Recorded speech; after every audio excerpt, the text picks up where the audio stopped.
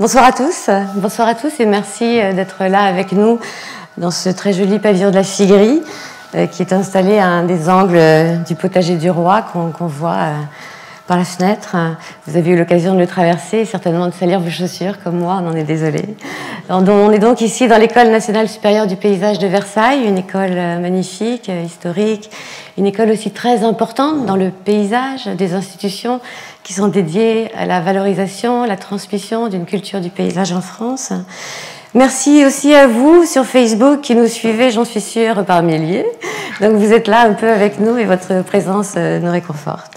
Donc, je m'appelle Annabelle Hagman et je suis très heureuse d'être là. Je suis très heureuse que Henri Bava ait eu la gentillesse de me proposer d'animer ce paysage, ce second palmarès de la Fédération française du paysage, parce que je suis convaincue, comme vous certainement, de la nécessité du paysage.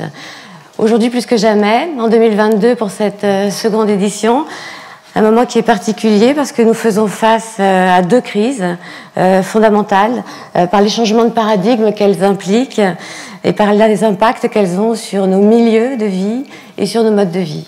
La première qui nous a valu de décerner le premier palmarès l'année dernière en 2021 en visioconférence, c'est la crise sanitaire. Une crise qu'on doit à quelque chose de tout petit, un virus, quelque chose qui n'est pas vivant mais qui tient certainement de la dérégulation ou de la perturbation de milieux vivants. Un virus qui est apparu lointainement mais qui a eu un impact considérable et qui continue de l'avoir sur nos modes de vie, nos façons d'habiter, nos façons de travailler, ça c'est certain, nos façons de communiquer, nos façons de nous déplacer dans l'espace public et dans les relations que nous avons les uns avec les autres. La seconde, bien sûr, est terrible, c'est la crise géopolitique qui est vécue principalement en Ukraine, mais qu'on ressent dans nos cœurs et dans nos sociétés, dans nos consciences. Cette crise, elle a aussi pour enjeu certainement le paysage, ce qui le recèle de richesses, hydrocarbures en l'occurrence. Elle a pour enjeu les circuits de diffusion, les circuits économiques de diffusion de ces hydrocarbures. Et puis elle a aussi pour enjeu les convoitises qu'on peut avoir sur des territoires, la volonté qu'on peut avoir de poser des frontières ou de les déplacer. Alors aujourd'hui, cette crise, elle a des impacts énormes sur les vivants, les Ukrainiens, les millions d'Ukrainiens qui sont impliqués, les dizaines de milliers qui ont perdu la vie, mais nous aussi, dans nos modes de vie, dans nos consciences, dans la manière dont on va réindexer nos pratiques, nos modalités économiques, nos façons de concevoir le monde, elle aura aussi un impact. Alors où j'en viens à votre avis? C'est que ces deux crises qui ont un impact sur nos modes de vie, sur nos milieux de vie, elles sont à la fois locales et globales. Alors, pour paraphraser ou reprendre en tout cas une interrogation de Bruno Latour, on peut se demander où atterrir entre le local et le global. Eh bien, je vous propose que nous atterrissions dans le paysage, parce que le paysage, le palmarès du paysage, propose en l'occurrence plusieurs pistes d'atterrissage. Le palmarès va le démontrer. Le palmarès du paysage nous montre que les paysagistes, concepteurs, ont cette capacité de connecter le grand et le petit. Alors le grand, c'est le grand des milieux, c'est le grand des territoires, les littoraux, les lits de fleuves, les plaines, les vallées, mais aussi le grand des friches industrielles, des friches militaires, le grand des entrées de ville, le grand des métropoles, le grand du périurbain, avec des usages qui, eux, peuvent être petits. Ce sont nos usages à nous, des usages quotidiens. Ils sont inscrits dans des parcours de tous les jours. Ils ont pour scène parfois des lieux qui nous semblent, qu'on ne voit plus, une place, une rue, un trottoir, une cour. Ça peut être du micro-local qui est connecté avec le grand des territoires, et c'est la capacité des paysagistes, concepteurs. Ils ont aussi cette faculté rare de connecter le grand du temps long, de l'échelle temporelle, avec le petit de cette ville du quart d'heure qu'on commence à voir revendiqué ici et là. Donc le grand du paysage avec la dimension historique qui peut sédimenter dans des paysages qui sont industriels, des paysages urbains, des paysages qui sont pleins de vestiges historiques. Donc ces grandes étendues de temps dans le paysage est le témoin. Les paysagistes ont la capacité souvent de le faire affleurer à la surface de nos pratiques contemporaines, faire affleurer dans nos parcours quotidiens, dans notre présent, dans notre conscience. Et cette faculté de connecter le temps long avec le présent, c'est aussi la capacité d'anticiper l'avenir. Donc le grand et le petit, le palmarès va en témoigner, c'est l'art des paysagistes concepteurs.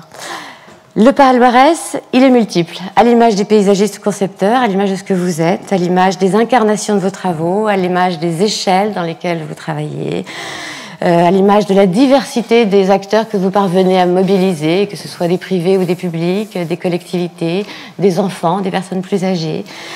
La diversité aussi des sujets que vous abordez et la diversité des sites aussi que vous traitez chaque jour.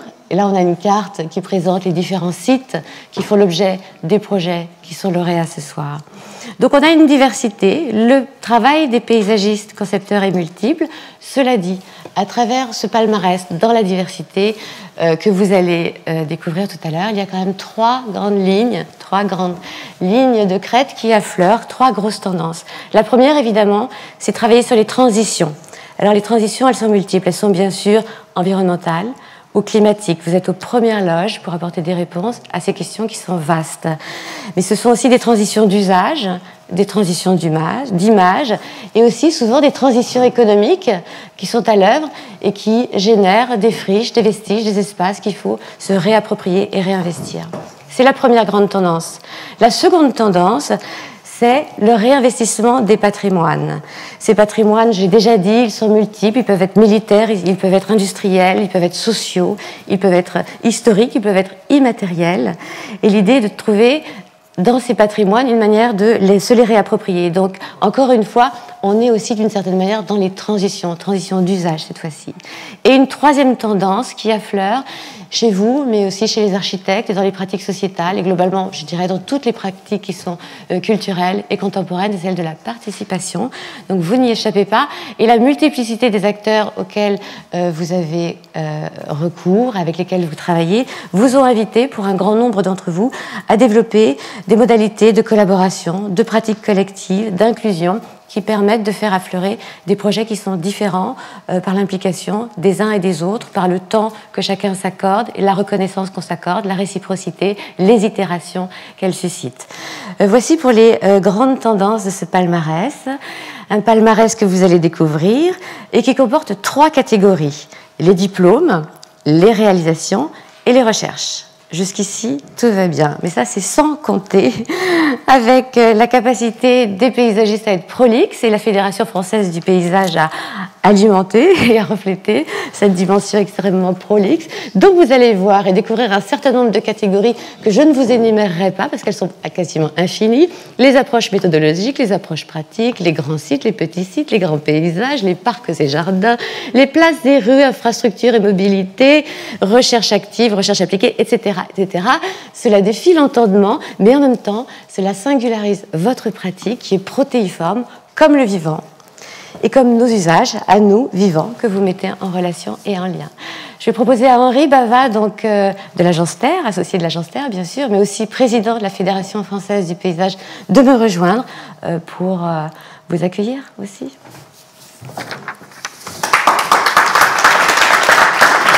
Tu peux te mettre là, voilà, comme tu veux. Merci beaucoup, merci de nous accueillir au sens large dans ce lieu, Versailles. Merci l'École du paysage, merci Alexandra Bonnet et merci Annabelle pour cette introduction magnifique. Nous commençons voilà, notre relation avec Annabelle et j'espère qu'elle va nous aider dans toutes les manifestations de la Fédération française du paysage.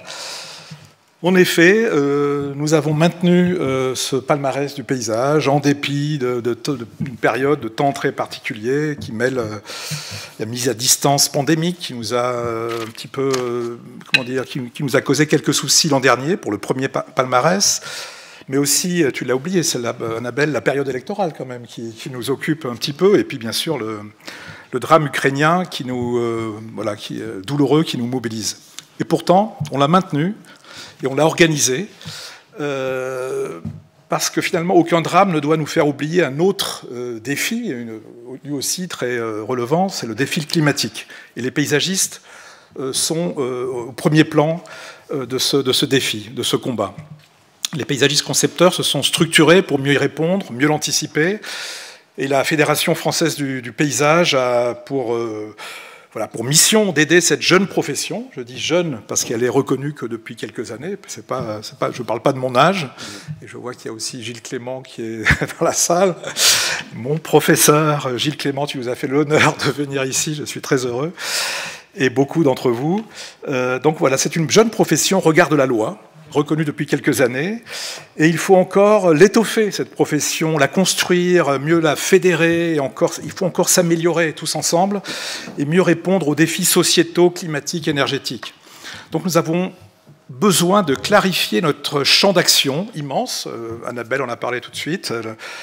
Où est la limite? C'est ce qui est intéressant. Il n'y a peut-être pas de limite, en tout cas, peut-être la planète est la limite. Et nous sommes de toute façon portés par une démarche transversale. Donc nous allons chercher dans les autres disciplines, dans les différents domaines, des réponses, des questions.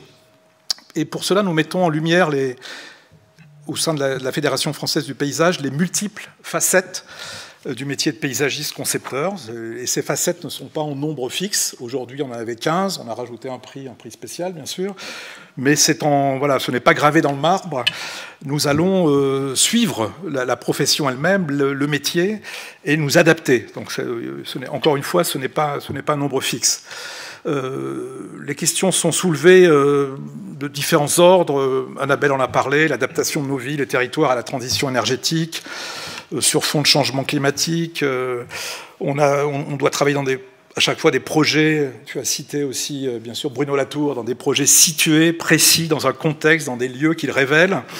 Des projets appropriables par les populations. On travaille avec des gens, on travaille avec des habitants, des populations qui sont concernées. Nous partageons nos projets. Et puis ce palmarès, nous l'avons maintenu parce qu'il doit être régulier. Il doit être annuel. Et les travaux récompensés, année après année, s'inscrivent dans un archivage vivant. Il faut qu'on puisse les consulter, qu'on puisse comprendre comment on évolue justement, ce qu'on a fait telle ou telle année, comment les pratiques s'adaptent. Et ça doit être consultable par tous, ça doit être une source d'échange. C'est archivé, et c'est une trace, une mémoire des avancées paysagistes. Donc nous sommes aujourd'hui très fiers de présenter cette grande variété de productions lauréates. On présente 15 prix, on l'a déjà dit, qui sont répartis en 4 catégories. Annabelle, tu en as cité 3, je crois, c'était 4. Il y a les meilleurs travaux des jeunes diplômés. Oui. Là, on est d'accord. Oui. Ensuite, il y a des études de planification qui anticipent le développement de vastes entités urbaines, géographiques, et qui démontrent l'excellence des paysagistes dans l'anticipation territoriale, dans le déploiement d'une vision partagée. Il y a les réalisations, effectivement, remarquables à différentes échelles, réalisées par des paysagistes concepteurs, qui préservent les ressources, qui favorisent la biodiversité, qui encouragent le vivre ensemble et améliorent la santé. Et puis il y a des recherches. Ce point est important aussi, c'est-à-dire qu'on n'est pas uniquement en train de réaliser, en train de dessiner, de faire des études. On est en train de procéder à tout un travail d'analyse, de recherche. Et c'est ce qui nous motive aussi en matière de paysage, c'est de comprendre cette diversité. Alors dans cette tâche, la Fédération française du paysage a été appuyée par l'ensemble de ses membres, paysagistes concepteurs, merci, on en a quelques-uns autour de nous aujourd'hui, et puis d'autres qui sont en ligne, et puis épaulé par un jury formé de représentants des régions. Alors, je vais essayer de les citer tous sans en oublier. Si j'en oublie un, il faut me le dire. Il y avait Lilika Troa, paysagiste concepteur Hauts-de-France, Cécilia Mayer, ingénieure paysagiste du Grand Est, Claire Denis, du Grand Est également, Champagne-Ardenne, Luc Monéger, paysagiste aussi d'Île-de-France, Franck Gaillet de Normandie, Anaïs Léger-Smith de Midi-Pyrénées, Jérémy Di Stefano du Languedoc-Roussillon et Pierre David de Provence-Alpes-Côte d'Azur. Et on était aussi aidés, parce c'est important d'être avec beaucoup de paysagistes, parce que finalement c'est un prix qui récompense nos pairs, PAIRS. Il y a d'autres prix qui récompensent des élus, des équipes complètes. Aujourd'hui, c'est vraiment, on met l'accent sur la profession de paysagiste concepteur. On essaye de la mettre en lumière. Et nous étions aussi aidés par une ouverture à d'autres membres. Anne Vourche, du réseau des grands sites de France. Où es-tu, Anne Vourche? Je ne sais plus où tu es. Là, voilà. Anne Vourche, Bertrand Folléa, président de la PCE, qui est remplacé ou qui est représenté aujourd'hui, représenté c'est mieux, représenté par Marc Laramount, et puis Jérôme Baratier de l'agence d'urbanisme de Toulouse qui représente la FNAUE. Donc c'était important d'avoir des regards extérieurs, pas si extérieurs que ça finalement, mais enfin des regards sur le paysage de gens qui ne sont pas paysagistes et qui nous montrent encore mieux peut-être que les paysagistes ce que nous devons être, ou en tout cas quelles sont les attentes. Donc merci à vous. Et puis nous allons voir tout à l'heure le résultat de ces différents projets, de ces différents lauréats couchés sur papier. Nous avons les éditions de Bionnet qui vont nous présenter tout à l'heure leur publication projet paysage sur cette édition du palmarès. Donc voilà, nous sommes tous mobilisés aux côtés des services de l'État, des élus, des collectivités pour contribuer à la préservation de notre milieu de vie, de nos villes, de nos campagnes. N'oublions pas les campagnes, nous travaillons aussi dans le milieu agricole. Nous sommes heureux de partager avec vous cette contribution collective et comptons encore et toujours sur le génie humain, finalement, sur l'intelligence collective, qui, plutôt que de détruire notre planète et nous pousser à la fuir, comme certaines populations en ce moment, nous attacher à améliorer et à enchanter notre cadre de vie. Donc, sans transition, nous allons passer... Sans transition pour une fois, merci Henri. Je pense qu'on va rentrer dans le vif du sujet, mais auparavant, j'aimerais passer la parole à un partenaire précieux de la FFP, c'est Signify, qui est donc représenté ici par Patrick Biessy. Donc, Signify est un leader mondial de l'éclairage et propose une lumière qui crée du lien et qui donne du sens. Alors, vous allez nous expliquer comment vous faites. Je vais juste vous rappeler pour ceux qui n'ont pas suivi Signify, vous connaissez peut-être pas beaucoup, mais vous connaissez certainement Philips. En fait, c'est notre nom d'origine. On a juste changé de nom pour essayer de vous perdre il y a 2 ans et demi. Donc 130 ans qu'on fait de l'éclairage. Pourquoi c'était important pour moi d'être là et pourquoi c'était important pour Signify de supporter la fédération? Je vais vous parler de ce que je connais bien, je vais vous parler un peu de ce que moi j'ai comme expérience de ce que sont vos créations. Malheureusement, j'ai une activité professionnelle, donc je ne peux profiter de vos créations que le soir quand j'ai fini de travailler. C'est bien souvent dans les heures nocturnes, et c'est important que vous intégriez cet aspect qui est cette 4e dimension de vos créations. J'ai l'habitude de dire ça, ceux qui étaient à Nice il y a quelques années s'en souviennent peut-être, mais vous créez en 4 dimensions. La 4e dimension, c'est le temps, c'est le temps de croissance des végétaux. C'est aussi les saisons, mais c'est aussi l'activité sur les 24 heures. Et c'est important d'intégrer ce qui peut se passer la nuit, quoi. Alors il se trouve que, pour le coup, on sait aussi que la lumière, même artificielle, peut avoir de l'impact sur le végétal. Ça crée quelques enjeux aujourd'hui, il y a beaucoup de discussions sur ça. Est-ce qu'on doit éclairer, est-ce qu'on ne doit pas éclairer? Moi, je vais être plutôt optimiste. Je pense qu'à chaque fois qu'il y a des contraintes de ce type-là, ça crée des opportunités. Et l'homme avec un grand H qu'on est toutes et tous a toujours su relever tous ces défis. Donc je suis assez confiant sur le fait qu'ensemble, on va arriver à faire ça. On a sur ce besoin que vous nous sollicitiez. Il y en a un certain nombre que je connais dans la salle qui n'hésitent pas à le faire. C'est vraiment des choses qu'il faut faire. Alors, je dis nous, c'est nous avec un grand N, c'est de la profession de l'éclairage, que ce soit nous ou mes confrères. Moi, je suis assez fier d'être là, mais n'hésitez pas à travailler avec les gens avec qui vous avez l'habitude de travailler sur ces sujets. Poussez-les un petit peu dans leur retranchement pour qu'ensemble, on puisse avancer.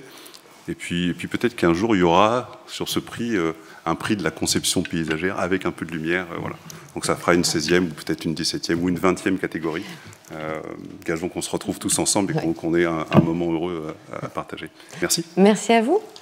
Merci à vous pour cette suggestion d'une nouvelle catégorie. Alexandra Bonnet, on est ici chez vous puisque vous êtes la directrice de l'École nationale supérieure de paysage de Versailles. Donc je vous laisse terminer cette introduction. On peut dire que je suis la locale de l'étape en fait. Donc je suis effectivement l'hôte de cette cérémonie, mais peut-être un tout petit peu plus parce que j'aime à rappeler quand même que vous êtes ici sur les terres qui ont vu émerger l'école française de paysage et la culture du paysage qu'on cherche à promouvoir et à laquelle on essaye de former. Donc très heureux de vous recevoir. Un grand merci à celles et ceux qui ont organisé cette jolie journée qui est plus que symbolique pour nous, qui est le moyen de faire connaître ceux qui s'engagent tous les jours au profit de nos territoires et pour diffuser cette culture du projet de paysage et pour le bien de tous, puisque le paysage est un bien éminemment commun.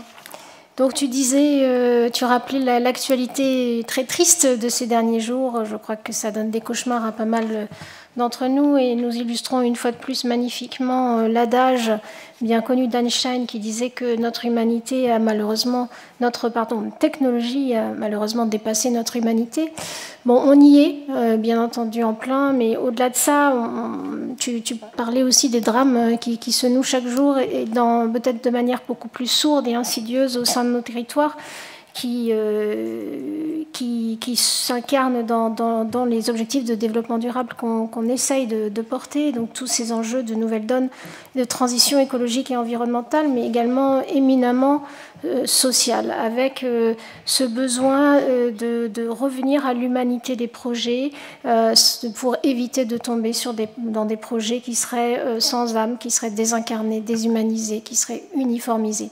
Et je crois que c'est finalement ce que le paysagiste apporte. Donc en fait, le projet de paysage, pour moi, c'est pas seulement une anecdote aujourd'hui. Je crois que c'est fondamentalement un projet qui s'oppose à la frontière par construction, puisque le paysage, il s'offre à tous, il est sans frontières, on ne peut pas le découper, on ne peut pas complètement le privatiser, mais aussi il s'oppose à la culture de la frontière, c'est-à-dire que c'est l'antithèse, c'est l'opposition à la culture de l'enfermement, de l'entre-soi, de l'exclusion.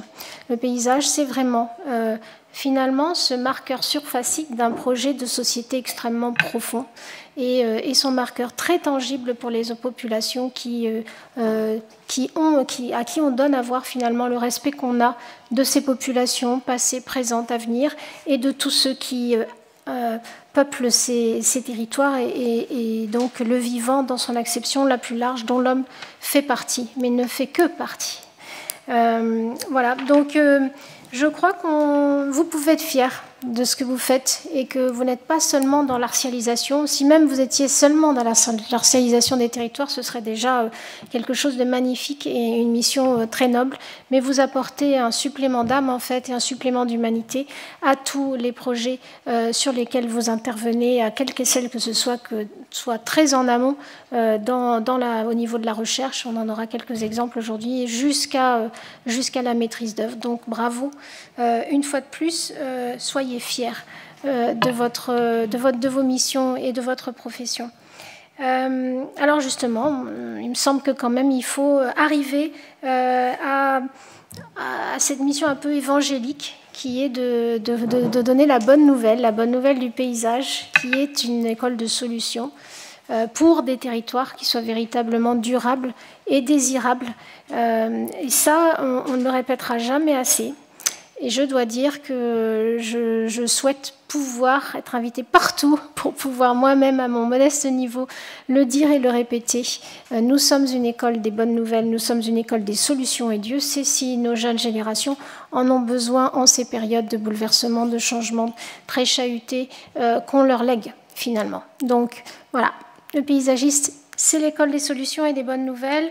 Et puis, si on veut le faire comprendre, changer le regard sur le paysage, mais changer le regard sur l'humanité qui sous-tend ce paysage, eh bien, il faut des événements comme aujourd'hui qui donnent à voir les bonnes pratiques, qui donnent à voir les missions. Et donc, c'est tout l'intérêt et toute l'importance de ces palmarès. Donc bravo encore à la Fédération française du paysage pour continuer à porter ce projet de paysage et à donner à voir ce projet de paysage dans ses plus belles démonstrations. Et puis, en avance de phase peut-être, mais j'ai quand même le droit de féliciter nos lauréats. Hein. Donc 15 lauréats, oui, un prix spécial, voilà. Je ne me remettrai pas, donc je le fais tout de suite. Voilà, dont bien sûr une lauréate, enfin plusieurs, mais qui sont directement issus des rangs de l'ENSP. Donc c'est une grande fierté pour nous, et Dieu sait si les personnes en question que je côtoie, pas tous les jours, mais presque, le méritent. Elles se reconnaîtront au fond de la salle. Donc voilà, ça, le jury a très très bien fait. Là, c'est un excellent choix, je dois dire. Voilà, mais voilà, en toute objectivité, bien entendu. Et donc, mais bravo quand même à tous, parce que vous l'avez tous vraiment mérité, et vous concourez tous à cette cause éminemment juste et belle, qui est celle de, comme le disait Molière, dont on célèbre le quadricentenaire de la naissance cette année, de ne pas mourir de nos remèdes, et de fournir des solutions qui soient véritablement durables, désirables, vivables. Voilà, merci beaucoup. Alexandra Bonnet. Merci beaucoup. Alexandra Bonnet, donc vous saluez la jeunesse et les engagements de cette profession, et ça nous a semblé cohérent de commencer le palmarès par les prix remis au diplôme. Alors, on va commencer avec le premier prix diplôme approche thématique, et pour le rendre, je vais demander à Edith Fialet de me rejoindre, de le remettre et d'appeler le lauréat. Alors, bonsoir à tous. Donc, le prix diplôme d'approche thématique est remis à Gabriel Camelot de l'école de Bordeaux pour un diplôme intitulé Là-haut sur la commune de Nogent-sur-Seine, avec une thématique patrimoine. La personne est là ? Oui, vous êtes là.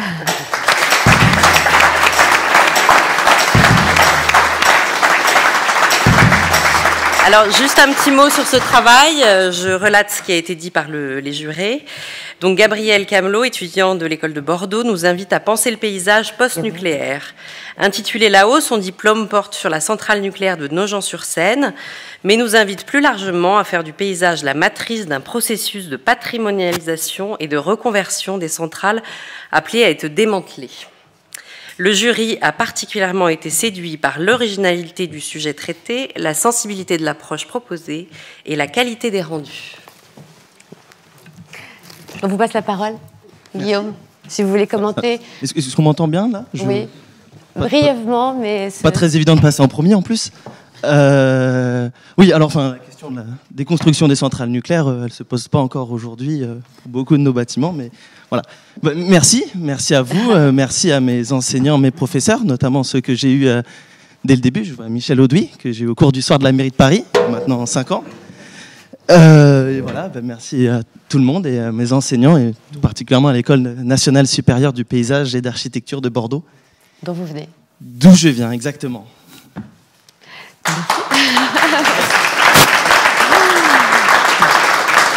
Donc, Edith Fialet, donc, je vous remets très officiellement. Voilà. Je vous remercie. Et je vous invite à prendre le sac qui arrive. Donc Edith, je te laisse remettre le second prix, diplôme. Alors, le second prix diplôme projet grand site, donc il a été remis à Flavie Jallet de l'ENSP de Blois, avec un thème intitulé « Vivre l'eau de demain sur le marais breton vendéen, sur la commune de Beauvoir-sur-Mer, dans le 85, avec une thématique transition ». Bravo Flavie.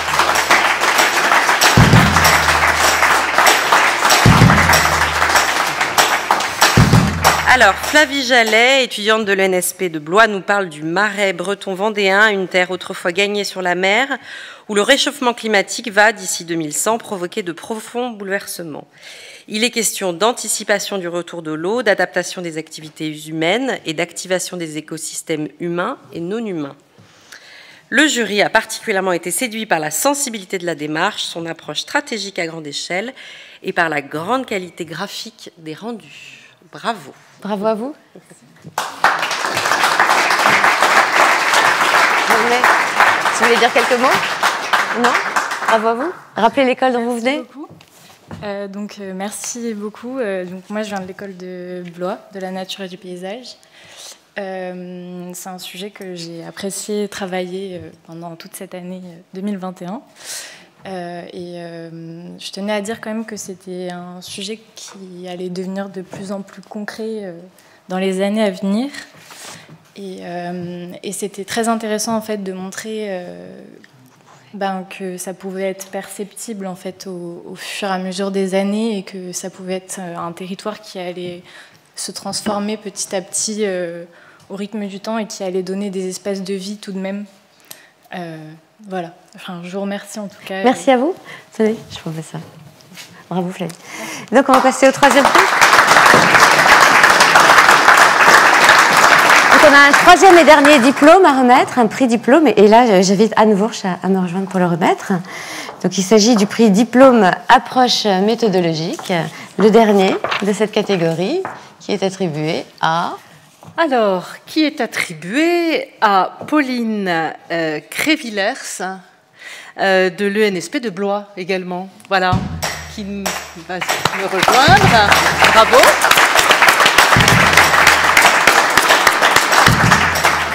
Bravo. Alors, on reste donc à l'ENSP de Blois. On reste aussi dans des zones entre terre et mer. Hein. Il s'agit de votre diplôme qui s'appelle « Recomposer le littoral de Montpellier, un territoire en mutation par la montée des eaux ». Voilà. Donc, ce lido, comme tous les lidos, sont particulièrement menacés par la montée des eaux qui s'annonce. Là, c'est un lido un espace naturel très riche, très vulnérable, extrêmement transformé, très artificialisé, avec une pression foncière et touristique très importante. Alors, votre diplôme développe une vision vraiment pour l'avenir de ce lido en travaillant sur l'épaisseur vivante du littoral, comme vous l'avez appelé. Et il propose en fait une désartificialisation progressive en 3 étapes. Et votre approche a frappé le jury par son caractère évidemment prospectif, mais à la fois parce qu'il propose des éléments tangibles de recomposition spatiale, et également il s'attache à faire bouger les représentations, en fait, les imaginaires au travers portés sur ces territoires. C'est un travail qui a paru au jury extrêmement pédagogique, qui témoigne d'une très belle maturité, à la fois graphique et aussi par les mots pour le dire, en fait, notamment la qualification de ces 3 grandes étapes de désartificialisation, préparer à la mer, rendre à la mer, entre terre et mer, enfin ça c'est très construit. Et aussi le jury a voulu souligner le caractère, ce diplôme qui va intéresser évidemment bien d'autres lidos en France, mais aussi tout au long du littoral européen. Voilà, bravo à vous.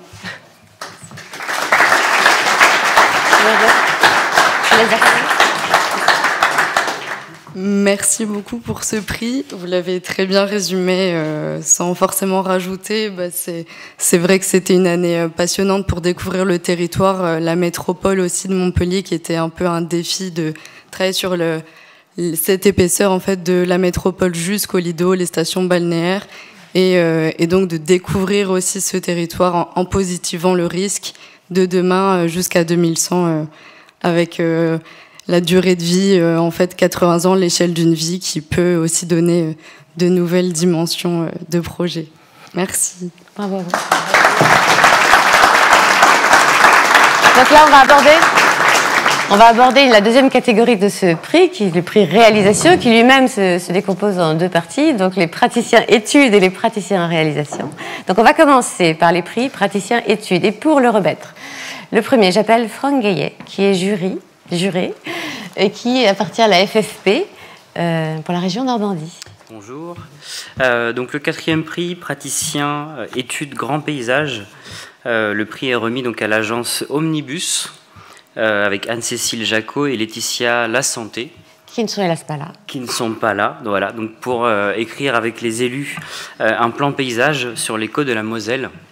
Donc c'est un plan paysage qui concerne 13 communes de la métropole de Metz et qui s'est étalé de 2019 à 2021. Donc c'est un plan paysage en fait qui a le mérite d'entraîner les acteurs de 13 communes concernées par ce site pour mieux le comprendre et mettre en valeur donc ses qualités et apprécier le relief et les différentes vues. Donc pour y développer aussi la culture du partage Et en fait, le jury a particulièrement apprécié le fait que cette démarche s'étende aussi sur le paysage nocturne. Et donc qui valorise ainsi donc le territoire et aussi le maintien de cette fameuse trame noire qui aime autant qui est source de biodiversité. Donc voilà, à travers ces différents ateliers et programmes d'action, c'était un projet qui était très intéressant. Donc bravo à eux. Donc même s'ils sont bravo à elles. C'est l'agence Audibus, c'est deux femmes, Anne-Cécile Jacquat et Laetitia La Santé, qu'on salue sur Facebook. Voilà. Peut-être. Bravo. Bravo. Ça, je garde.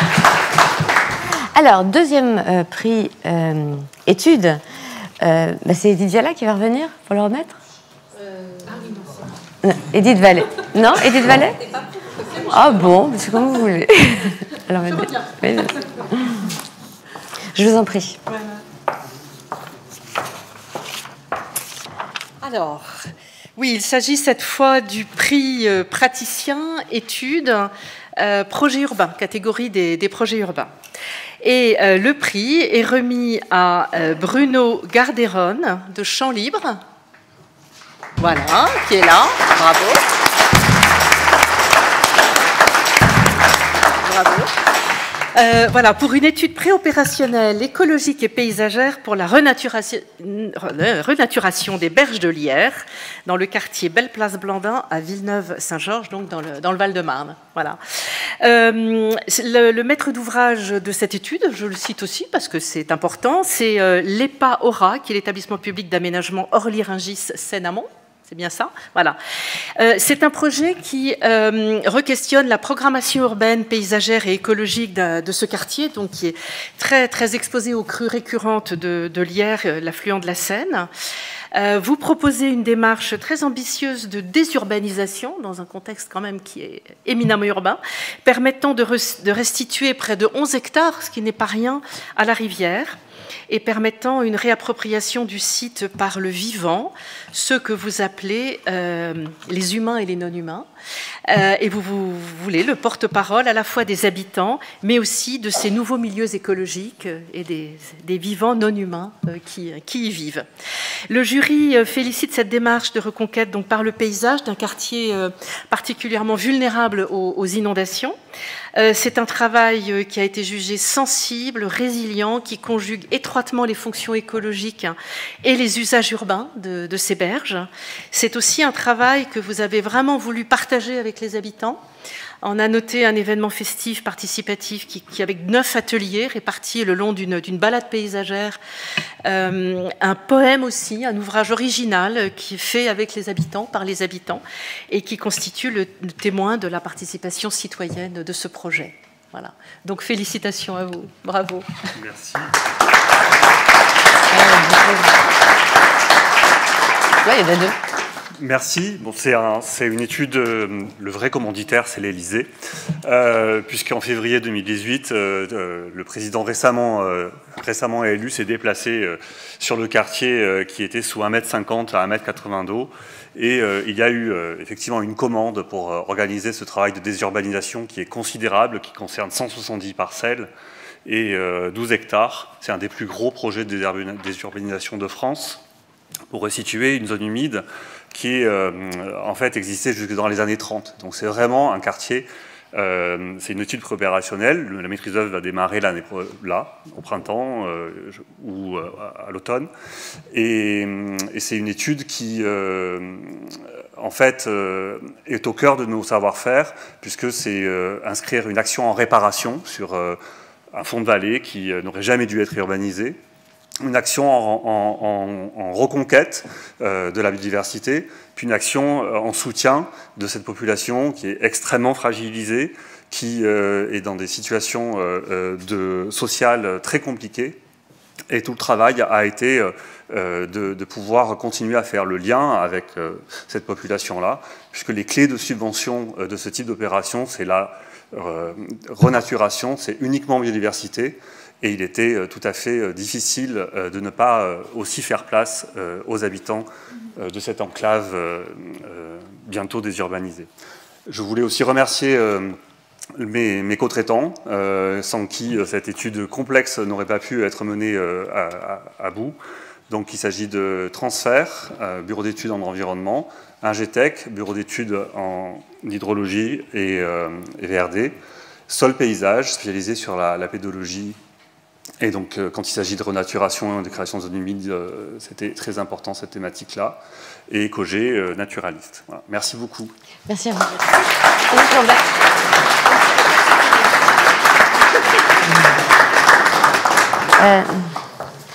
Donc nous arrivons au premier des prix qui sont dédiés à des réalisations de praticiens, excusez-moi. Et pour le 6e prix, donc le prix praticien réalisation parcs et jardins publics, je voudrais que Franck Gaillet me rejoigne de nouveau pour le remettre. Donc ce 6e prix, c'est le prix de la praticien réalisé parcs et jardins publics. Et c'est un prix remis donc à In situ avec Emmanuel Jalbert.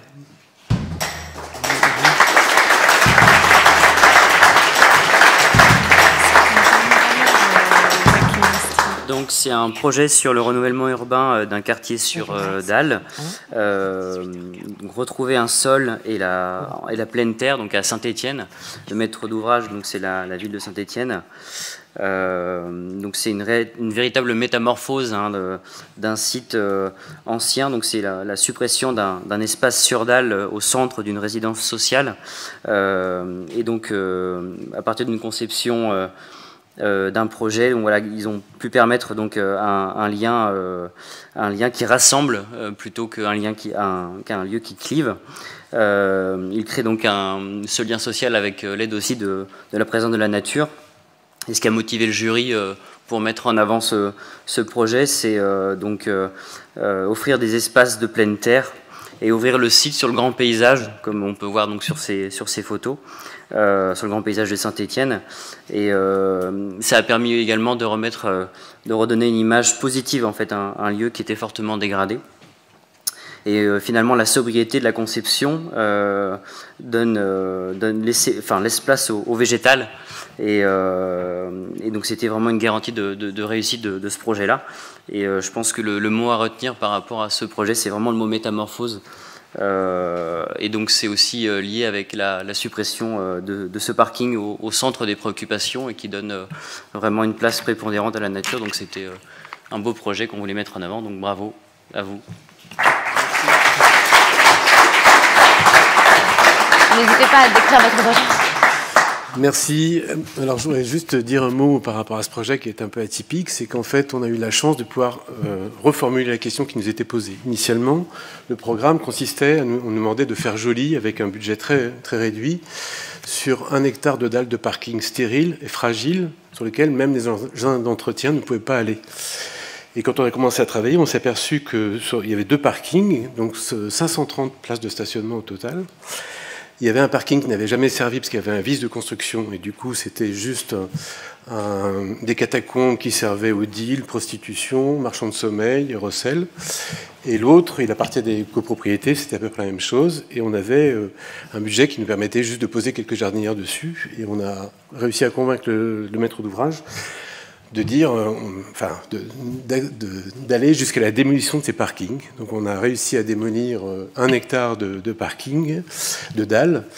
Il y a eu l'occasion, il y avait un lit de rivière qui était à curer, donc ça a permis de ramener 38 000 mètres cubes de remblai.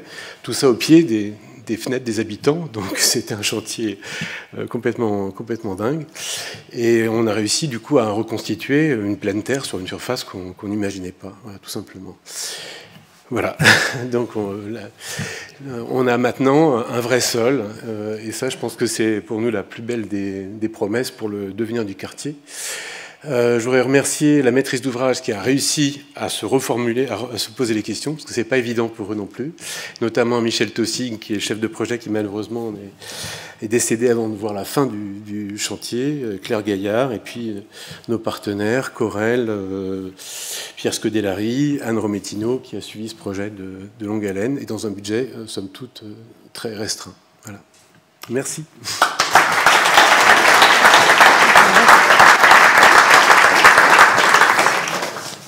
Et votre sac, Qu'allez-vous faire sur votre sac? Eh bien, donc, nous allons remettre maintenant le 7e prix. Et ce prix praticien réalisation Places et rues sera remis par Jérémy Di Stefano, qui est donc juré pour la région Languedoc-Roussillon de la Fédération française du paysage. Donc, je vous laisse annoncer. Merci. Merci de nous faire une place, puis les régions, dans ce grand prix. Le 7e prix, prix praticien réalisation Places et rues, est remis à l'atelier Roberta, Chloé Sanson, pour le Champ de Mai à Marseille.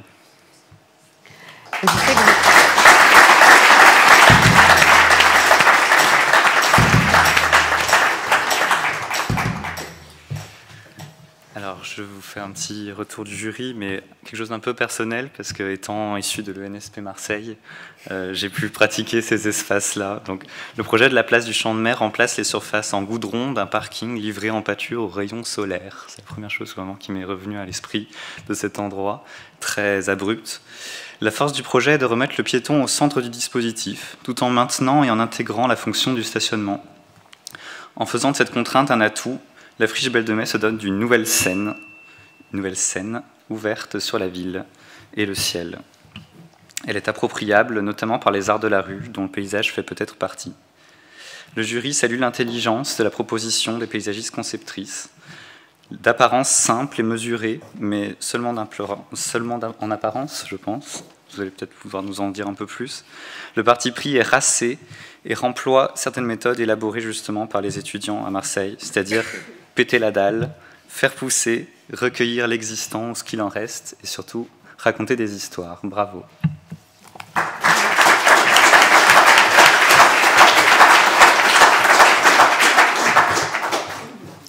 Merci. Peut-être d'abord juste un mot pour parler du fait que Chloé Sanson, avec nous, ne pouvait pas être là ce soir, mais aussi toute une autre partie de l'équipe qui malheureusement devait nous accompagner. Par rapport aux différents sujets évoqués, il y a peut-être cette question de la maîtrise d'ouvrage capable et même heureuse de re-questionner ses demandes initiales. Ici, une maîtrise d'ouvrage un peu peut-être atypique, la SKIC de la friche de la Belle de Mai, qui posait d'abord les questions de comment accueillir plus de voitures sur ce grand parking, tout en libérant un espace qui devait pouvoir être utilisé par tous, une place ou un jardin, ils ne savaient pas trop.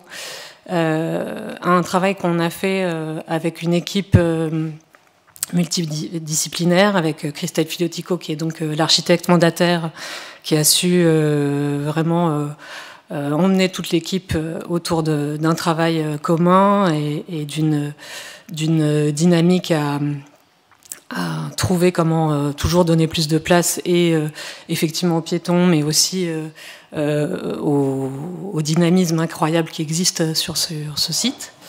Peut-être aussi effectivement la force de ce lieu où résidait déjà beaucoup d'histoires et entre autres effectivement toutes les expérimentations des élèves de l'école de paysage qui avaient su aller chercher dans les moindres infractuosités des façons d'essayer de ramener un peu de fertilité dans ce site.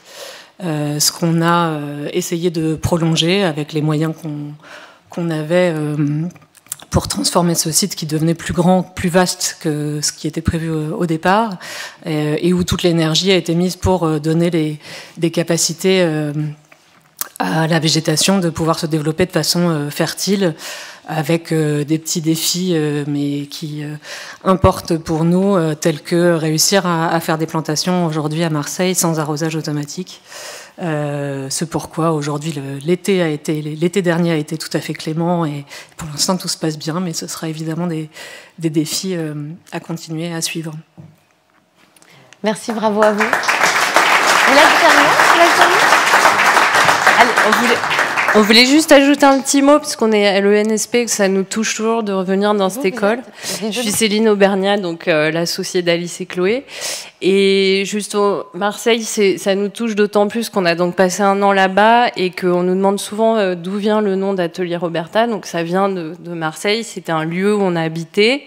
Et juste pour dire que l'esprit d'atelier qu'on a développé dans ce lieu, on essaie de l'emporter avec nous depuis cette année-là. Et c'est d'autant plus touchant pour nous d'être primés pour un projet à Marseille. Voilà. Bravo. Ah, attendez, elles l'ont fait ? Oui, voilà. Alors, pour remettre le 8e prix praticien réalisation patrimoine, vous allez voir qu'il y a 2 lauréats ex aequo. Donc, le premier ex aequo va être remis par Henri Bava lui-même pour annoncer le lauréat. Le 8e prix de praticien réalisation patrimoine est décerné à l'agence Univers. Éric Chabot, pour la butte.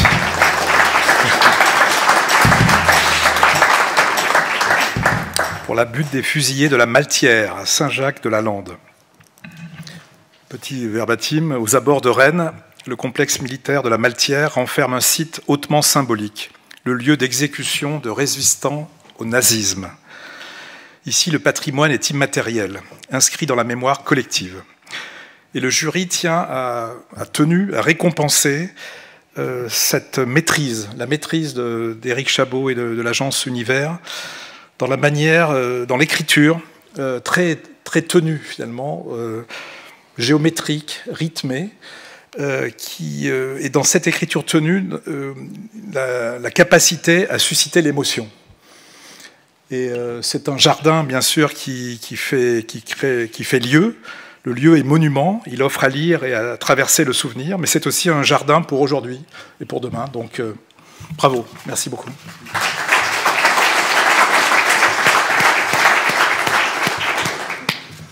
Alors, comme d'habitude, j'ai préparé mes petits mots parce que je ne sais pas faire autrement, mais je suis extrêmement flatté et particulièrement honoré de ce prix. D'une part, parce qu'il est décerné par mes pairs paysagistes, et puis d'autre part, parce que je pense que c'est le sujet le plus marquant de ma vie. Parce qu'on a beaucoup travaillé avec les vivants, mais on a aussi travaillé pour les morts. Et en ces temps de guerre, c'est quand même plutôt pas commun. Voilà. Je remercie bien évidemment le jury pour l'honneur que vous avez octroyé sur ce projet-là. Je remercie la mairie de Saint-Jacques-de-la-Lande de nous avoir fait confiance. Des 2 entreprises qui ont travaillé pour nous, Altea Nova et Self-Signal, sans qui la réalisation n'aurait évidemment pas été la même. Puis je fais un petit salut amical aussi à mes 2 associés, Patrick et Caroline, et à tout mon personnel. Voilà. Je serai bref parce que je sais qu'on a peu de temps, mais en tout cas, ce projet il a été construit sur 3 piliers. Bien évidemment, le pilier, c'est l'histoire du lieu, l'histoire du site. Le deuxième, c'est la mémoire, le souvenir des 76 résistants qui sont morts ici, voilà, entre 1940 et 1944. Et puis le troisième volet, c'est le volet pédagogie, qui semble, je dirais, un peu plus anecdotique, mais qui nous semblait aussi forcément très important. Tout simplement parce que ce site, il est visité très régulièrement par des promeneurs, par des passants, par des visiteurs, mais aussi par des collégiens et des lycéens qui, dans le cadre de leur cursus, sont accompagnés par leur prof d'histoire. Il faut savoir que le plus âgé des résistants qui est mort sur la butte avait 62 ans, mais le plus jeune avait 18 ans. L'âge des lycéens. Voilà. Et puis, près de la moitié des fusillés, plus d'une trentaine, 35 pratiquement, avaient moins de 25 ans. Voilà. C'est pour cette raison que moi j'ai insisté pour que sur chaque stèle, on ait le nom, la date de la mort et aussi l'âge du fusillé, parce que c'est aussi par ce biais que passe la pédagogie. Je pense que le plus fort pour moi, c'est lors de la cérémonie inaugurale du 30 décembre 2017, c'est de voir les familles qui se sont recueillies devant les stèles de leurs aïeuls, de leurs parents. Et je voudrais juste vous lire un court texte qui montre l'importance qu'a pu avoir cet aménagement pour les familles. Mon frère Lionel d'Orléans a été fusillé ici le 30 juin 1944. Il avait 19 ans et s'était engagé pour venger notre autre frère Gilbert, résistant déporté à Mauthausen, qui lui a survécu. Nous avons retrouvé dans ses affaires le 30 septembre 1944 une lettre d'adieu disant qu'il mourrait pour la France. Je suis très ému aujourd'hui de pouvoir me recueillir devant sa stèle. Donc j'ai plaisir à dire que le paysagiste, c'est d'améliorer, faciliter la vie quotidienne de nos concitoyens. Et ici, en toute modestie, je pense que nous avons magnifié le respect de la nation envers ces 76 fusillés enfants du pays. Voilà. Et en ces temps de guerre qui frappent à nos portes, je pense qu'il est essentiel de se souvenir pour ne pas oublier. Voilà.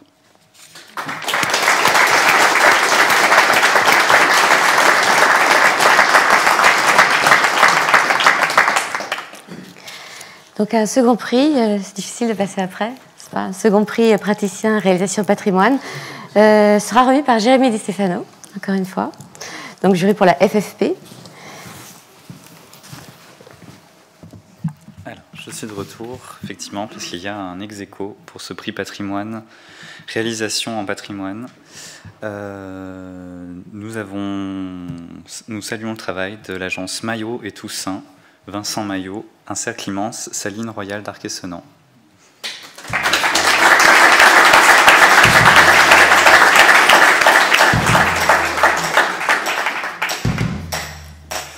Mais pas que. À l'origine, la manufacture commandée par Louis XV devait se situer au centre d'une ville idéale et circulaire. Ce cercle immense, inachevé, est désormais complété par une mosaïque de jardins champêtres.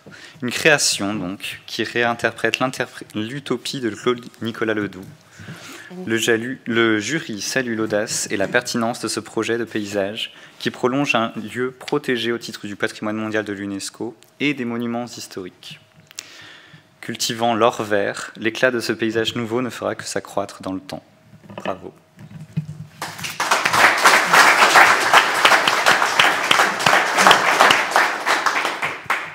Un grand merci pour ce prix.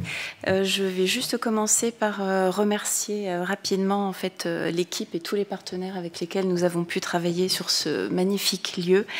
Tout d'abord, notre maître d'ouvrage, l'équipe de la Saline d'Arquet-Senans, Hubert Tassi, son directeur, et Nicolas Combe, son directeur adjoint, ainsi qu'une formidable équipe de jardiniers représentée par Denis Duquet, qui travaille chaque jour sur ce lieu magnifique. La présence de Gilles Clément sur ce projet aussi qui nous a beaucoup apporté, bien sûr. Et notre agence, donc Maillot Vincent, Leïla Toussaint, Sarah Sutter, voilà également Marie-Charlotte et Kevin. Les autres équipes aussi, les autres membres également de l'équipe, Sébastien Appert, philosophe, Sauberco Environnement et Alep Architecte. Et enfin, les entreprises, plusieurs entreprises se sont associées pour répondre à la conception en fait de ce lieu, ID Verde, FCE et Albizia. Voilà, c'est une magnifique aventure humaine dont Vincent Maillot va vous dire quelques mots.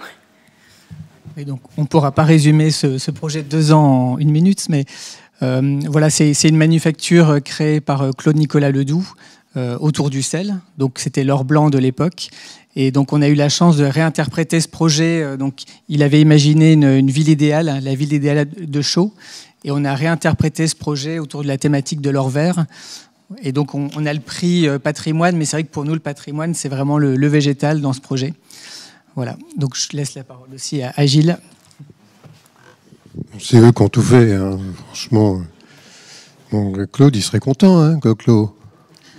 On lui fait son projet final, hein, finalement. Et lui, il avait prévu un cercle complet. Hein. Et bon, ben voilà, ça y est, ça se fait maintenant, enfin. Sauf qu'effectivement, l'or est plus exactement ce que l'on... Voilà, c'est pas la même chose.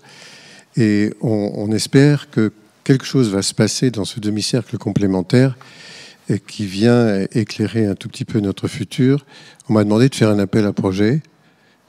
Dans les une vingtaine de possibilités qu'il y a pour des gens jeunes de faire quelque chose qui est un projet, un jardin, qui ne serait pas vu comme un objet que l'on va changer comme ça, comme un décor pour repasser à un autre artiste 3 ans plus tard, non. Quelque chose qui évolue dans le temps. Et je me suis adressé à eux en tant que ourson métis. Vous voyez ? Tout de suite. Je vous donne la traduction. Baptiste Morisot, dans un livre, explique que les ours polaires et le grizzly se rencontrent. Réchauffement climatique, ils font des bébés, ils sont fertiles. Et les parents sont stressés parce que quand même, faire ça, c'est une grande difficulté. Bon, les enfants, ils naissent dans le contexte qui est là, puis finalement, ça va pas trop mal. C'est eux qui apprennent à leurs parents comment il faut faire pour vivre. tout porte sur le réchauffement climatique. On demande aux oursons métis qui vont faire ces jardins de nous apporter les solutions. Ça ne voudrait pas dire que pendant ce temps-là, nous continuions à vivre de la même façon. Dans différents projets que vous avez évoqués, la question est posée.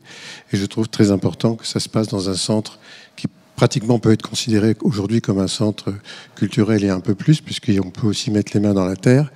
Et ça pourrait s'approcher d'une école du jardin planétaire, une des 4e, 5e maintenant. Et je pense que ça, c'est très positif pour nous, pour le futur. Ça donne un peu d'espoir.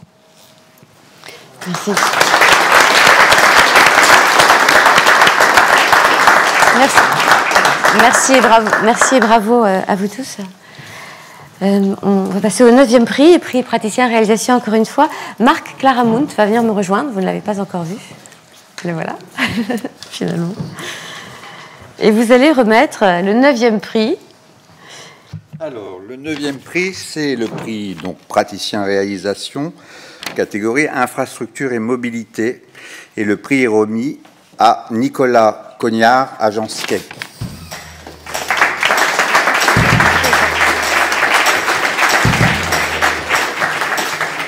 Voilà, je te fais la bise.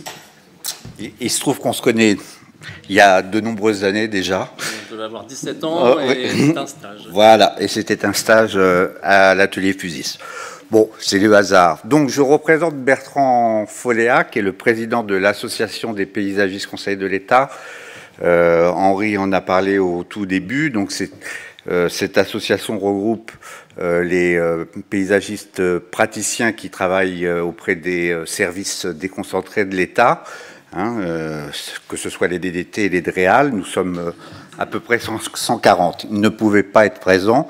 Je le représente et il se trouve que c'est toi. Et donc je suis très content de lire donc ce que Bertrand Folléa m'a confié, qui est l'observation, le verbatim du jury. Les paysagistes ne répondent pas qu'à des gros projets d'aménagement exceptionnels. La plupart s'investissent sur des paysages du quotidien qu'il s'agit tout simplement de rendre plus agréable à vivre. Tout simplement, pas si simple en réalité. Ces situations professionnelles ne sont pas les plus confortables. Maîtrise d'ouvrage peu structurée, budget modeste, dominance écrasante des logiques d'ingénierie technique. Il faut se battre pour le moindre détail. C'est la réalité de ce contexte qui a motivé le choix du jury pour ce projet de transformer une traversée routière de bourg et la rendre plus vivable pour les riverains. Réduction des emprises de voirie malgré les contraintes des transports exceptionnels, simplicité générale de la proposition, déminéralisation et plantation négociée au mètre carré, apport de mobilier d'assises pour marquer la reconquête des modes doux, marquent autant de petites victoires qui, cumulées les unes aux autres, finissent par payer. Bravo.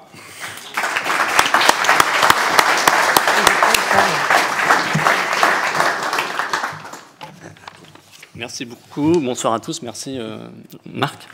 Et puis ce résumé est très touchant parce que c'est très bien résumé, effectivement. La démarche, elle était assez compliquée. En milieu rural, on a très peu de moyens. Moi, je suis basé à Niort. Là, c'est un budget de 250 000 € hors taxe, avec une démarche participative que j'ai voulu mener. J'invite beaucoup les maîtrises d'ouvrage à intégrer ces démarches participatives dès le programme, parce qu'en fait, on le fait un peu sur notre temps libre, le samedi matin, le soir. Et cette démarche, elle a permis de convaincre les riverains que voilà, les solutions techniques, c'est pas les meilleures. On peut ralentir ces 10 000 véhicules jour, 650 poids lourds, en qualifiant l'espace public du quotidien des riverains. Et puis, par la démarche participative, notamment au travers des apéros-projets, plutôt que boire un coup à la fin pour fêter le chantier, plutôt boire un coup au début pour installer la confiance avec les riverains et les convaincre qu'on va ménager leur espace de vie plutôt qu'aménager. Et notamment sur ce trottoir, voilà, il y avait 12 voitures constamment stationnées. Donc la démarche participative et puis ces apéros-projets, ça a permis de les convaincre qu'il fallait mettre leur véhicule dans leur cour arrière ou dans leur garage pour enlever tout ce vocabulaire routier qu'il y avait auparavant. C'est dommage qu'il n'y ait pas une photo de ce que c'était auparavant, mais il faut imaginer 7,30 m d'enrobés et puis des trottoirs en grave. Et puis, je remercie aussi, c'est bien que ça soit dit dans l'introduction, les maîtrises d'ouvrage, donc le CEE 79, qui se donne beaucoup de mal pour essayer de sortir de la commande sur des si petits sujets. Le milieu rural a beaucoup besoin aussi d'avoir la qualité d'espace public, d'espace vert et des usages. Et pour ça, le CAU nous aide beaucoup. Je remercie les bureaux d'études VRD, Verdi et Citea, parce qu'on les oublie souvent, mais sans eux, on aurait du mal à sortir les projets. Donc merci à tous pour ce prix, y compris pour ce tout petit projet, mais avec une démarche qui m'a tenu à cœur.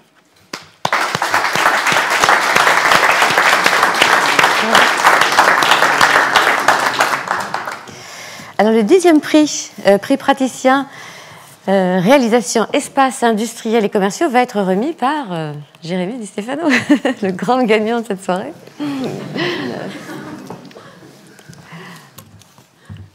Merci pour ce prix. Non, quand même. Ce 10e prix, réalisation espaces industriels et commerciaux, est remis à l'atelier Ladanum de Nicolas Watté pour le village de Marques de Miramas.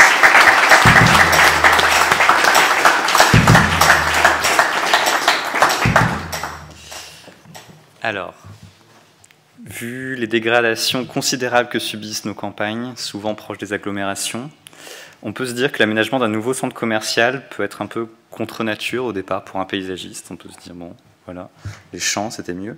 Et pourtant, le jury félicite chaleureusement celui qui a œuvré au nouveau village de Marques de Miramas, parce qu'il a été attentif.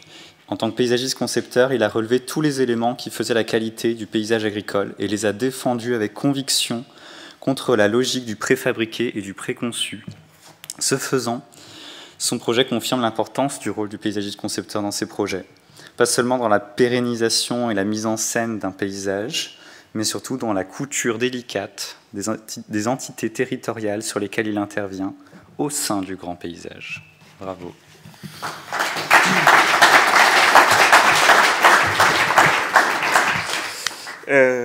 Merci beaucoup pour ce prix.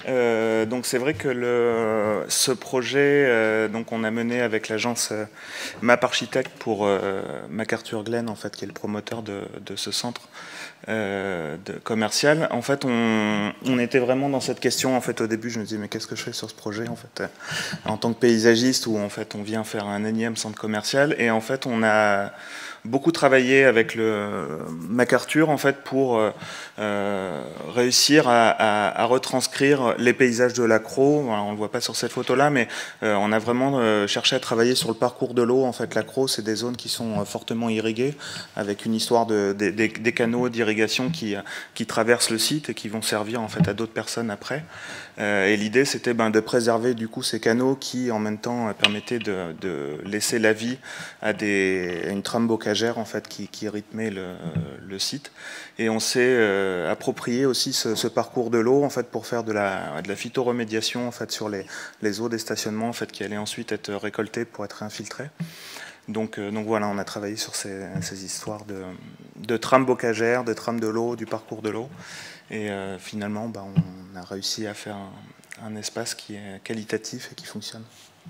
Merci. Merci à vous.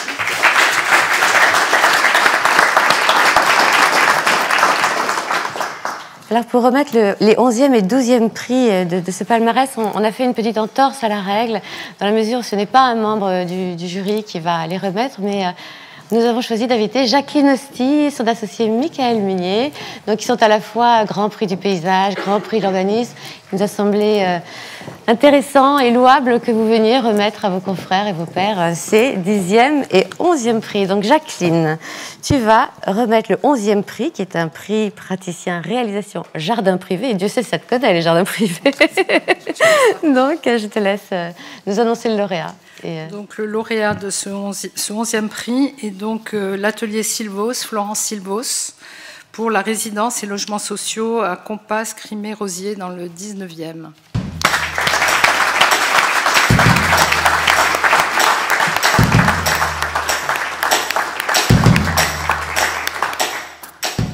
Alors ça me fait d'autant plus plaisir de remettre ce prix, qu'on a travaillé ensemble il y a un certain temps. Et donc, je lis ce que le jury a dit. C'est un projet de rénovation de la résidence Compan-Crimée, vise à renforcer la cohérence entre les espaces publics et résidentiels, à revoir le nivellement pour permettre un accès PMR aux locaux et à revaloriser l'image de la résidence. Donc c'est vrai que de flouter les limites, je pense que c'est quand même, entre privé et public, c'est assez intéressant.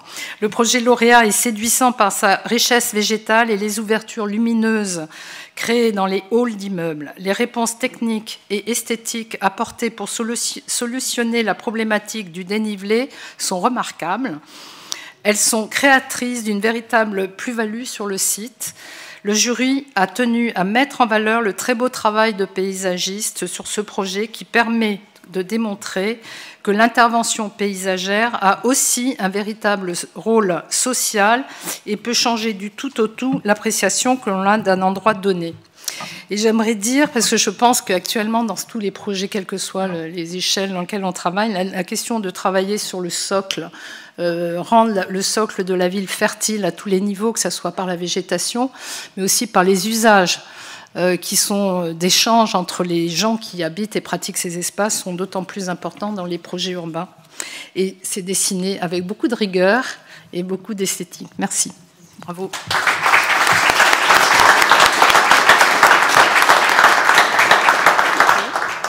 Je suis très flattée et très honorée par ce prix qui couronne une collaboration d'abord avec un maître d'ouvrage qui est ici présent, représenté par Laurence Vaquessonès, Paris Habitat, qui a bien voulu, pour ce programme, nous confier une mission de diagnostic, réinterroger avec nous la question du nivellement sur ce site, alors que c'était effectivement pas du tout initialement au programme de faire monter des halls d'un étage, de changer des locaux associatifs également de niveau, de rediviser des appartements ou d'agrandir d'autres de façon à mettre les espaces extérieurs au niveau des rues, au niveau des halls principaux. Et nous avons donc eu un certain nombre on est dans un site dans le 19e arrondissement. Je suis assez satisfaite que ça soit un projet de logement social, enfin de jardin, de résidentialisation qui est le prix jardin privé, parce que finalement, j'espère que pendant les derniers mois que nous avons vécu, les gens ont pu profiter de ce lieu et l'investir comme ils le méritent. Il s'agit d'un site qui est installé entre la place des Fêtes et les Buttes-Chaumont. Et bon, quelques photos, il y en avait d'autres. On a beaucoup travaillé effectivement sur la question des sols, sur la question je remercie l'équipe d'architectes, effectivement BMC2, Yannick Bourville, le bureau d'études, au TCI, les équipes, les entreprises. C'est un travail, évidemment, comme vous le savez tous, qui s'étale sur de nombreuses années et chacun a sa place, et surtout Marika Charpentier, ma collaboratrice, qui a porté le projet pendant ces 8 années. Merci à tous.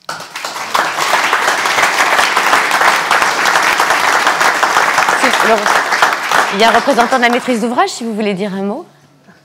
Non? Oui? Non? Ok. Venez, si vous... On ne va pas vous entendre. Amenez-le.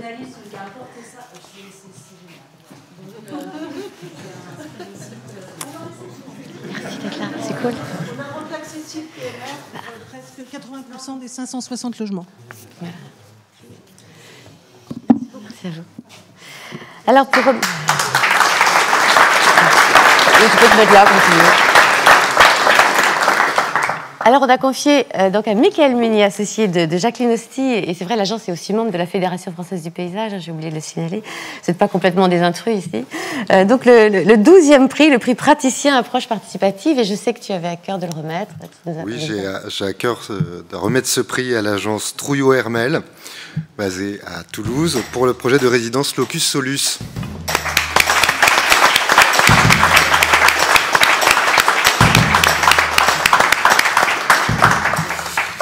Donc effectivement, je vais vous faire part du verbatim du jury, qui effectivement souligne que dans un contexte de densité urbaine, le projet développe avec agilité l'intelligence du collectif et la sobriété des créations. Cette expérimentation méthodique est une réussite de par ses analyses approfondies et le parti pris élégant et fonctionnel. Et effectivement, pour ma part, j'ai envie de dire oui, Jacqueline parlait à l'instant du sol fertile, arriver à faire pousser, surgir un sol fertile sur un parking, et avec tout le travail participatif effectivement et social autour de ce jardin, associé effectivement avec une grande élégance et une grande sobriété, je dis bravo.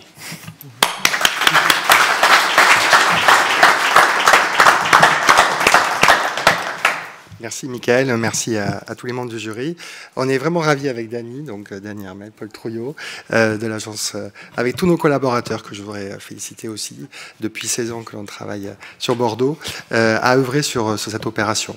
Je voudrais féliciter et remercier le maître d'ouvrage Aquitanis, premier bailleur social de la métropole bordelaise, qui a cette attache, cette attention envers ses locataires, qui a depuis de très nombreuses années une politique qui va au-delà du simple logement social, mais qui met vraiment le jardin, les espaces publics, le cadre de vie dans sa globalité en point d'orgue, et qui permet de réaliser ces types-là de projets avec l'habitant, le faire en participation. Donc merci à Aquitanis, ses équipes, Bernard Blanc, ancien directeur, Jean-Luc Gors, aujourd'hui directeur, Adrien Gros, Madame Savarotte et Guillaume Imbert, qui ont vraiment suivi de près cette opération, qui a eu de nombreux prix aussi, qui a été remarqué en tout cas depuis plusieurs années. Et aujourd'hui, le jardin se développe à merveille, on en est ravis.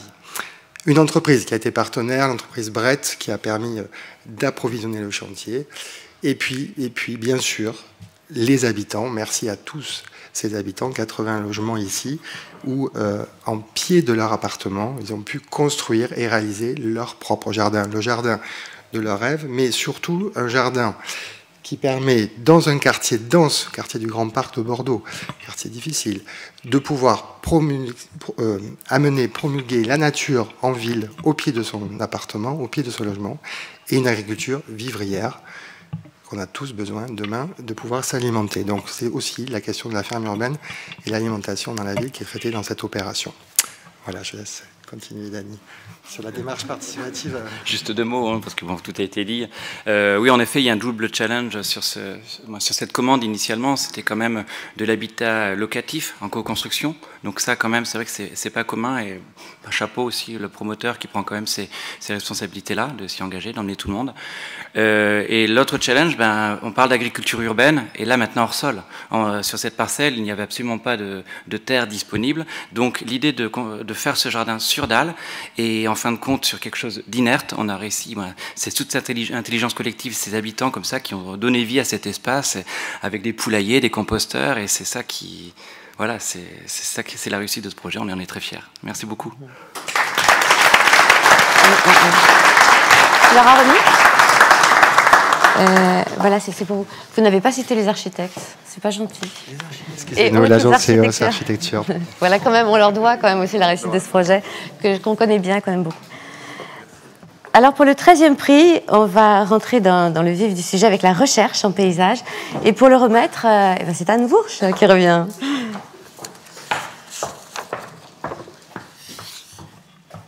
Hop, peut-être ça. Voilà. Alors, je vais proclamer ce 13e prix Recherche en paysage. Mais je vais faire durer le suspense. Parce que je voudrais... Moi, je suis l'intruse ici. Je ne suis pas paysagiste. J'étais une des rares non-paysagistes de ce jury. Et c'est pour la 2e fois que je suis membre du jury. Et je voulais vraiment remercier la FFP pour ce bonheur que, pour la 2e année, vous avez voulu partager avec moi. Et je voulais vous dire à quel point, quand on reçoit de la part de Juliette le lien pour enfin pouvoir accéder aux sites sur lesquels tous les projets sont postés, moi j'ai eu l'impression d'être devant une malle mystérieuse, pleine de promesses, et c'est formidable. Et donc j'encourage tous ceux qui seront sollicités pour faire partie du jury les années à venir de dire oui, parce que c'est vraiment un très grand plaisir, c'est vraiment intéressant. Et permettez à la non-paysagiste, même si dans une prochaine vie, je pense que je ferai l'école de Versailles, hein, ou une autre d'ailleurs, je ne veux pas, madame la directrice, enfin, celle qui m'acceptera. Mais vraiment, vous faites un métier formidable, dont on a tellement besoin, et donc, voilà, c'est merci encore. Alors, maintenant, je suis là quand même, pour la troisième et dernière fois, pour proclamer. Vous devez nous dire ce que vous faites quand même, parce que vous n'êtes pas paysage. Mais... Oui, mais j'ai beaucoup travaillé avec des paysagistes dans ma vie, parce que j'ai créé, fondé et dirigé pendant plusieurs années le réseau des grands sites de France, qui sont un réseau de paysages remarquables et surtout des gens qui les font vivre et qui essaient de les inscrire dans les problématiques du XXIe siècle. Voilà. Merci Annabelle. Alors, le suspense est à son comble pour remettre le prix Recherche en paysage, Recherche Action, que le jury a souhaité remettre à une équipe composée de Agnès Jacquin, Joséphine Billet, qui vont s'approcher, Alexia Fesquet et Alexis Pernet, qui sont de l'ENSP, donc en partenariat avec l'agence d'urbanisme Le Havre, estuaire de la Seine. Voilà. Pour ce projet qui s'appelle Plus grand que la Seine, acteurs en réseau, paysage en projet, dans le cadre d'une commande, donc du contrat de plan interrégional État-région. Alors, Plus grand que la Seine, c'est une démarche de 5 ans d'exploration de la Seine avec un réseau paysage, et c'est aussi le titre de l'ouvrage sorti en mai 2021, que j'ai découvert il y a 1 heure, qui marque l'aboutissement de ce travail collaboratif de longue haleine.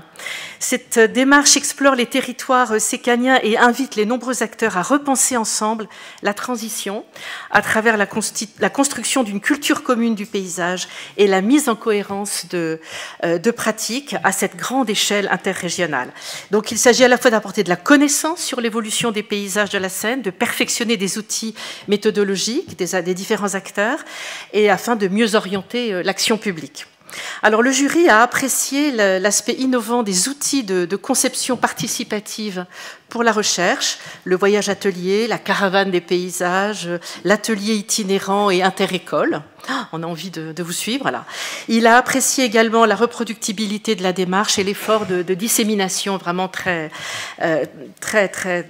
puissant que vous avez effectué. Et ce prix réaffirme le besoin fondamental de collaboration entre prospective et action pour une pratique du paysage par la recherche. Donc félicitations à vous. À vous trois.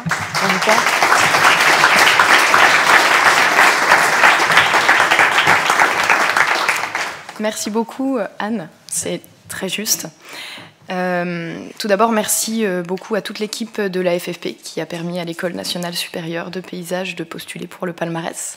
Merci aussi à tout le jury qui a reconnu tout l'intérêt de cette démarche qui effectivement dure depuis 5 voire même 6 ans.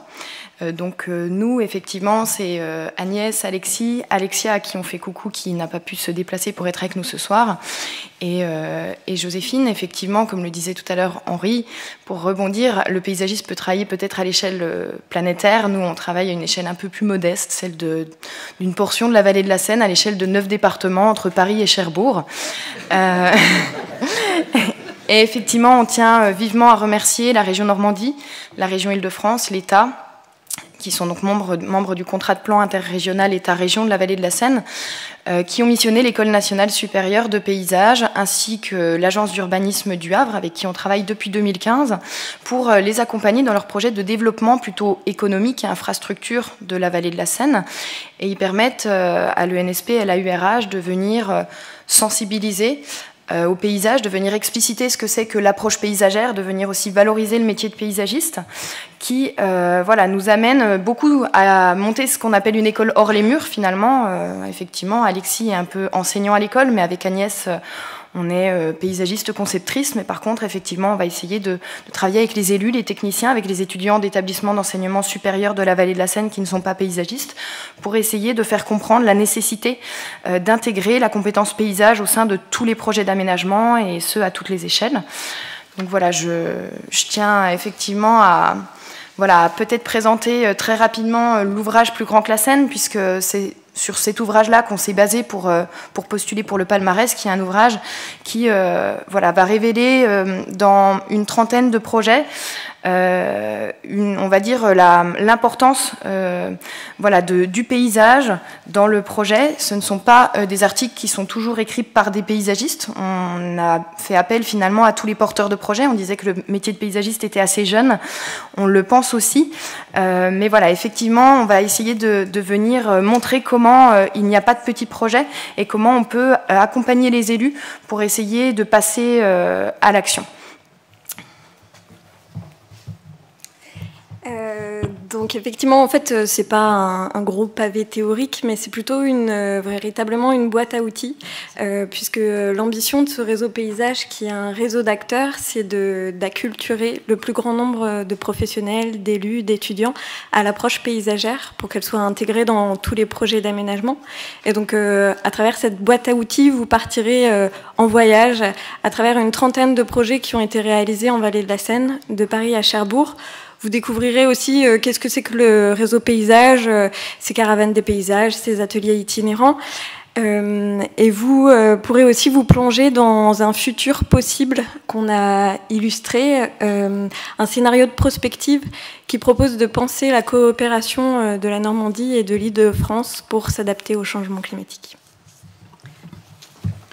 Et moi, je voulais juste, là, en tant qu'enseignant-chercheur à l'école du paysage, un peu à la maison, vraiment remercier la FFP de mettre en avant la recherche dans ce palmarès. C'est extrêmement important.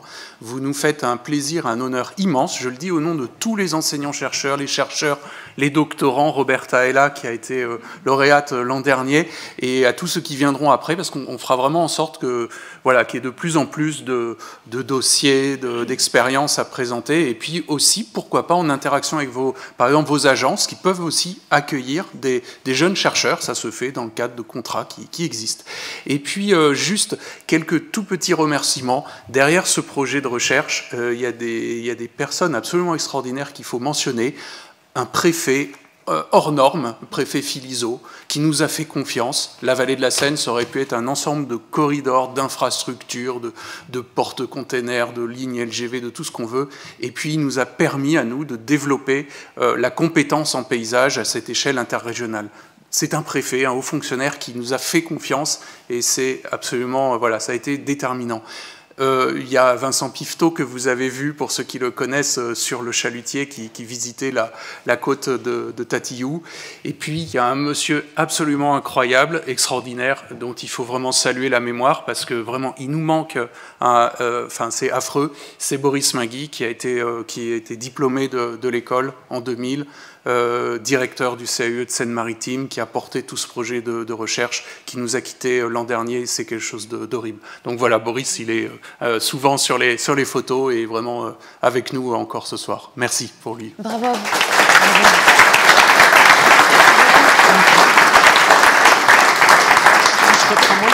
Oui, vous prenez votre livre.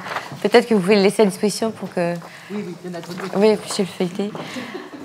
Alors, un deuxième prix recherche en paysage. Là, on avait un projet recherche-action. Cette fois-ci, c'est une recherche par le projet. Et c'est donc Roberta Pistoni qui a été lauréate l'année dernière du prix recherche et qui était en visio et qui va venir le décerner. Donc, je vous laisse dévoiler.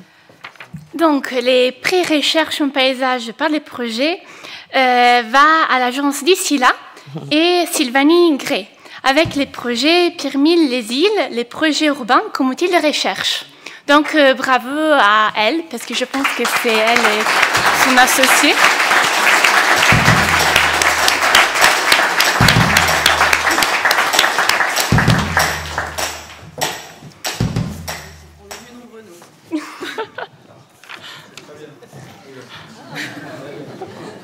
Attendez, je vous remets un micro. Je vous remets un micro. Ah oui. Très bien. Donc, on voit que souvent la recherche, ça se fait en groupe. Ce n'est pas un travail isolé, ça on est d'accord. Donc, les projets urbains et apprenez comme outil de recherche pour penser un jardin des transferts et une stratégie sol eau canopée et tester la renaturation des sols, des palettes végétales adaptées au dérèglement climatique et des densités des plantations. La jury a apprécié le déploiement des prototypes pour tester en conditions réelles et par les projets la préservation du sol en héritage, l'écourtage des arbres, l'économie d'eau ou les matériaux bas carbone. Personnellement, j'ai particulièrement apprécié votre approche avec l'adaptation au changement climatique et son atténuation. Donc, merci de m'avoir permis de remettre ce prix et bravo à vous. Voilà.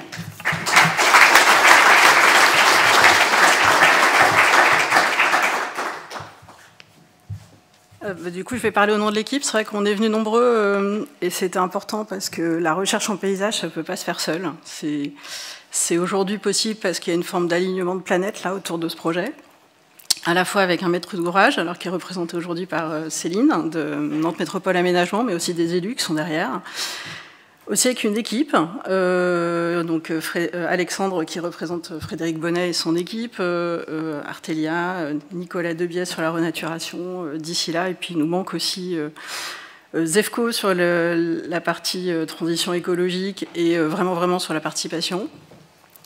Et il y a quelque chose de très particulier en fait autour de ce projet, c'est que tout dans ce site parle déjà de l'urgence. On est dans un site extrêmement vulnérable à la question de l'inondation. On est dans un site qui est aujourd'hui une ancienne friche industrielle sur lequel il fait déjà plus 6 degrés par rapport à tout le contexte nantais, alors qu'on est à peine à 200 mètres du bord de l'eau.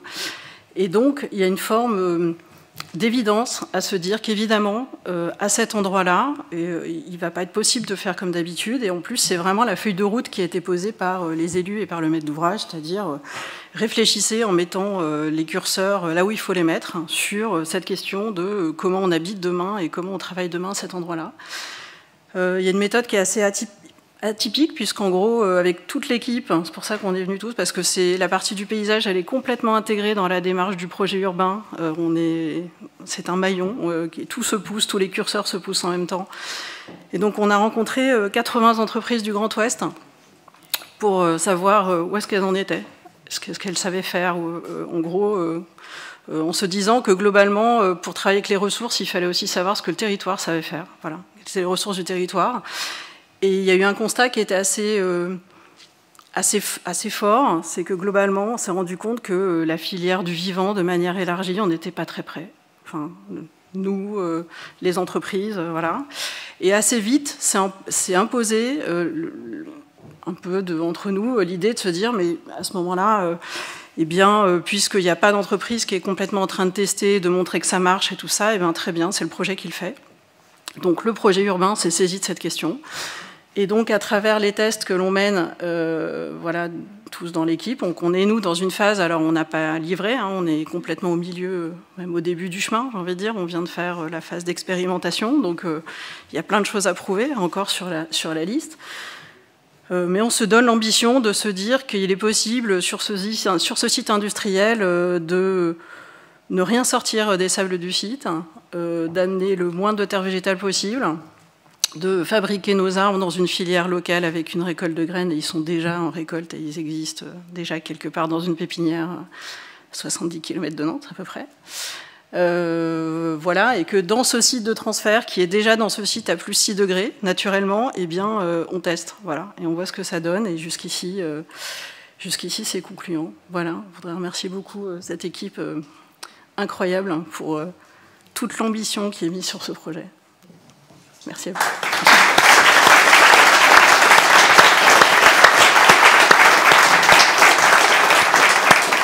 Personne ne veut dire un mot? Si quelqu'un veut ajouter un mot pendant que vous êtes là? Non? La maître d'ouvrage? Non? Allez. Non, mais on peut juste rajouter à ce discours quand même hyper complet et d'explication de la démarche que c'est hyper précieux d'avoir un outil comme ça sur le temps long, d'avoir le temps d'ajuster les parties pris d'aménagement en testant, en expérimentant, d'avoir un outil pour travailler avec les entreprises, travailler au sein de la maîtrise d'œuvre, mais aussi travailler avec les services gestionnaires et donner à voir aux futurs usagers ce que seront les futurs espaces publics. Donc pour nous, c'est une grande chance et c'est très précieux d'avoir cette démarche expérimentale portée par l'équipe de maîtrise d'œuvre. Voilà. Merci à vous. On va remettre.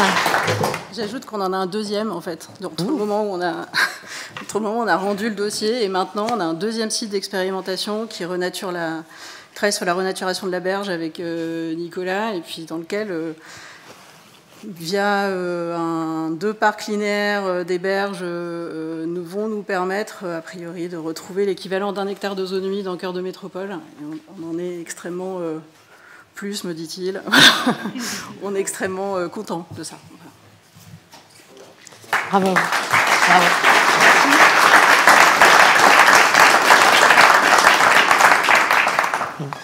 Donc on arrive presque au terme de ce palmarès et Henri, je t'invite à revenir avec moi pour remettre le prix spécial, donc le 16e prix de ce palmarès qui revient à une étude que tu vas nous dévoiler, nous décrire.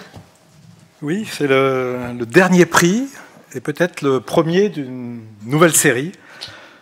Après tout ce panorama de projets qu'on a vu jusqu'à maintenant, donc on était très heureux avec tous les membres du jury de découvrir tous ces projets extrêmement convaincants, incroyablement divers. Pourquoi en rajouter un? C'est la première question. Pourquoi avoir pris cette décision?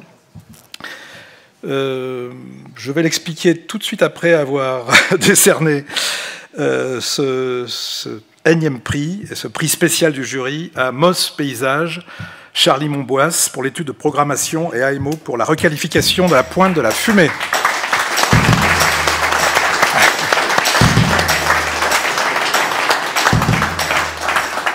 Bravo, donc ça se passe à Fouras-les-Bains.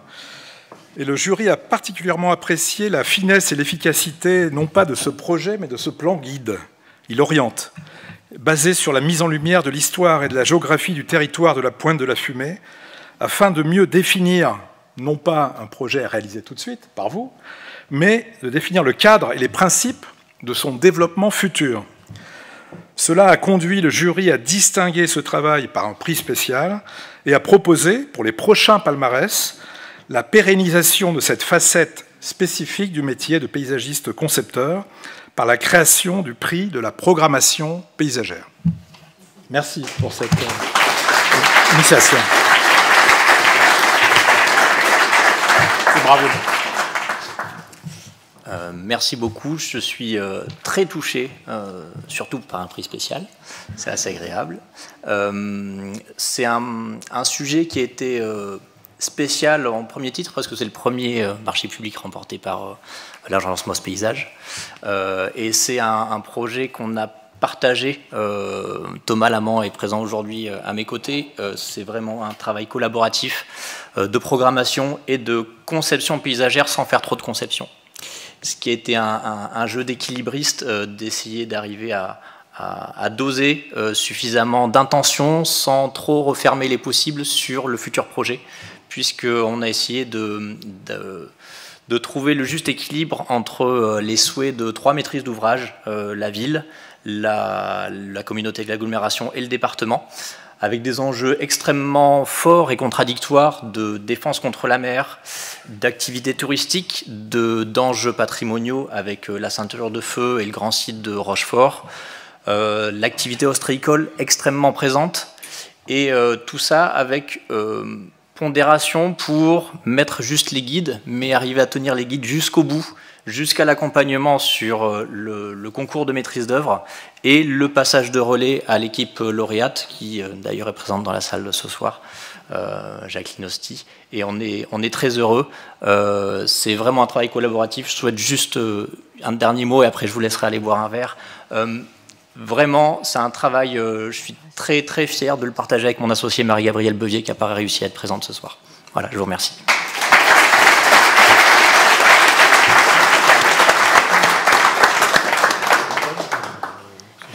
Oui, c'est celui-ci. Bravo à vous. Merci. Donc on arrive presque au terme de cette soirée. Donc on vous avait promis ou annoncé de la diversité, je pense qu'elle est réelle. On a récompensé des dynamiques, à la différence de l'architecture, qui est un domaine qu'on connaît aussi quand même, qui récompense souvent des programmes, logements, équipements, bureaux. Là, on s'échappe de ce type de vision pour avoir une approche beaucoup plus par catalyseur. Donc je trouve que c'est le propre de vos professions, d'emmener des gens, des acteurs, des récits. Et je vous félicite pour ça, enfin on vous félicite pour ça. Henri, on va clore en passant la parole à un éditeur avec lequel vous travaillez, à la Fédération française du paysage, les éditions de Bianet, qui sont représentées ce soir et avec laquelle vous avez décidé de collaborer à travers la publication des lauréats du palmarès. Donc pour la seconde édition, un numéro spécial de la revue Paysage, dédié aux lauréats, que je vous laisse nous présenter. Merci. Alors, on est toujours très fiers avec Éric Croizard et puis de notre équipe d'être associés à votre palmarès. Et on s'aperçoit au fil des numéros, on est qu'au numéro 3, mais on espère que c'est le prémisse d'une longue aventure, que le paysage, le climat, le paysage, la transition énergétique, le paysage et l'énergie, au fil des sujets, le paysage il s'impose comme une évidence, comme la solution à tous ces enjeux, à toutes ces problématiques. Et ce numéro 3, qui présente le palmarès du paysage et puis aussi des différentes interventions sur les enjeux énergétiques, alors la une, on en a beaucoup discuté parce que chaque fois, cette édition, c'est un compromis entre des contraintes techniques de qualité d'édition, des objectifs de contenu et des arbitrages entre le jury, mais aussi les porteurs de projets qui veulent mettre en avant telle ou telle illustration. Et donc la une, elle peut sembler sombre, mais je crois qu'elle est en écho au drame de notre époque. Elle illustre aussi les débats qui animent notre société au regard des enjeux des besoins énergétiques du fait de notre digitalisation à outrance, de notre urbanisation, de nos nouvelles motorisations, mais aussi de nos enjeux de souveraineté et d'indépendance énergétique. On est dans les débats actuels assez importants, mais ailleurs aussi est contradictoire avec les nécessaires préservations de nos ressources. Donc elle donne à voir aussi l'ampleur et la profondeur de vos interventions, l'enjeu de votre profession à s'impliquer dans toutes les échelles, dans tous les lieux et dans toutes les dimensions sociales, culturelles, patrimoniales, industrielles et environnementales. Alors merci encore une fois à la FFP, merci aux annonceurs, merci à nos lecteurs. Je vous invite à découvrir ce numéro 3 qui est dans vos pochettes et puis à vous abonner si ça n'est pas encore fait. Voilà. Dans les pochettes que vous trouverez tout de suite là dans la salle attenante dans laquelle on va avoir le plaisir de partager un cocktail. Donc avant de clore, je voudrais remercier Juliette Hunin, sans qui ce palmarès aurait eu du mal à voir le jour dans la dimension technique. Je voudrais remercier l'équipe technique aussi et je voudrais remercier tout spécialement mon équipe, Angélique Pagnon et surtout Rania Vivien.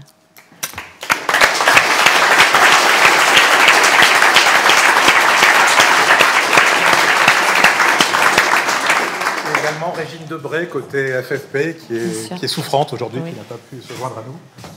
Donc il faut profiter du présentiel, comme on dit, d'être en présence, d'être vivant, de profiter du vivant et du buffet. Merci à vous. Et bravo encore à tous.